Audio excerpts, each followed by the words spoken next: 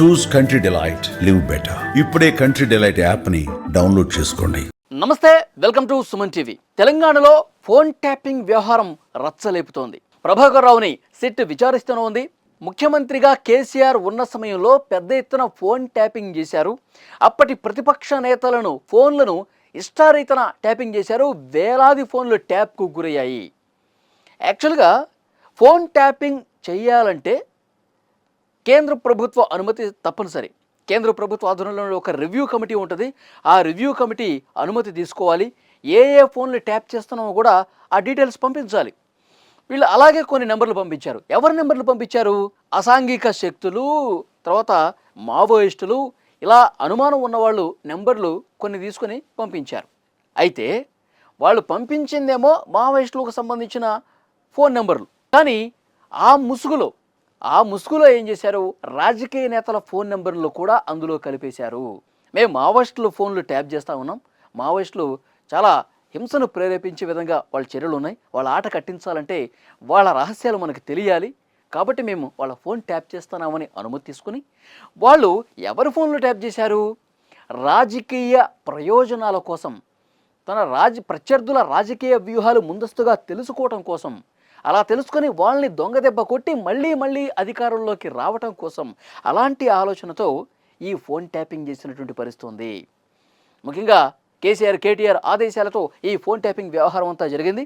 పెద్ద ఎత్తున అప్పుడు కాంగ్రెస్ ముఖ్య నాయకులు రేవంత్ రెడ్డి గారితో పాటు మరికొంతమంది నాయకుల ఫోన్లు ట్యాప్ చేశారు. ముఖ్యంగా వాళ్ళ ఫ్యామిలీ విషయాలను కూడా ఆ ఫోన్ ట్యాపింగ్ చేసి తెలుసుకున్నారంట. ఆ తర్వాత ఆంధ్రప్రదేశ్లో జగన్మోహన్ రెడ్డి గారికి రాజకీయ ప్రత్యర్థులైనటువంటి చంద్రబాబు నాయుడు, పవన్ కళ్యాణ్, లోకేష్, వైఎస్ షర్మిల వీళ్ళ ఫోన్లు కూడా ట్యాప్ చేసేసినట్టుగా సమాచారం వచ్చింది. షర్మిల గారు బాహాటంగా చెప్తున్నారు, మా అన్న నా ఫోన్ ట్యాప్ చేయించాడు, నాకు తెలుసు ఆ విషయం, ఇది పచ్చి నిజం. ఎందుకంటే వైవి సుబ్బారెడ్డి మా కుటుంబ సభ్యుడే, నేను ఏదైతే ఫోన్లో ఇతరులతో మాట్లాడానో అవి నాకు వినిపించాడు. చాలా క్లియర్గా చెప్తుంది షర్మిల. అంటే నేను రాజకీయ పెద్దలను కలిసే విషయం కూడా ముందే తెలుసుకుని నన్ను రాజకీయంగా ఆర్థికంగా దెబ్బతీయడానికి జగన్మోహన్ రెడ్డి ప్రయత్నం చేశారు, ఈ ఫోన్ ట్యాపింగ్ కారణం అదే అని చెప్పి మాట్లాడుతున్నారు వైఎస్ షర్మిల చాలా స్పష్టంగా.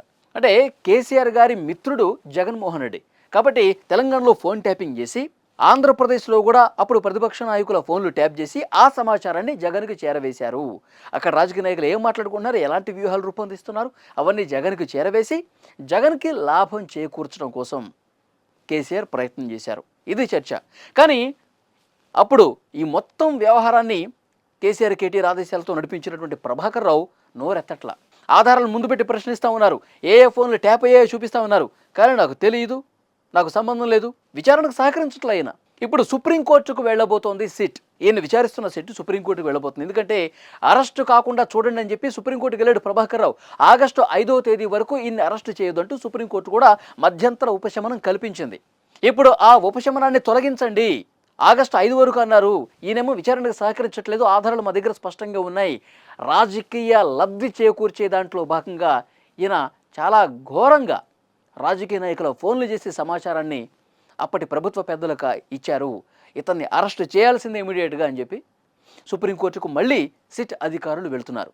సో సుప్రీం మళ్ళీ ఎలాంటి తీర్పు వస్తుందో చూడాలి. సో మొత్తానికైతే రాజకీయ దుమారం కనిపిస్తోంది. కాంగ్రెస్ పార్టీ నాయకులు చాలా తీవ్రమైనటువంటి విమర్శలు చేస్తూ ఉన్నారు బీఆర్ఎస్ పార్టీ మీద. 2018లో మేము ఓడిపోవటానికి ఫోన్ ట్యాపింగే కారణం అని చెప్పి మాట్లాడుతూ ఉన్నారు. సో అంత దారుణంగా ఈ ఫోన్ ట్యాపింగ్ వ్యవహారం జరిగింది. ఇది చాలా సీరియస్ అయిన విషయం అండి. దేశద్రోహం కింద కేసు నమోదయ్యే అవకాశం ఉంది, చాలా సీరియస్గా శిక్షలు పడే అవకాశం ఉంది. మరి ఇక అంతిమంగా ఏం తేలుతుంది, సుప్రీంకోర్టు ఎలాంటి గైడెన్స్ ఇస్తుందో చూడాలి.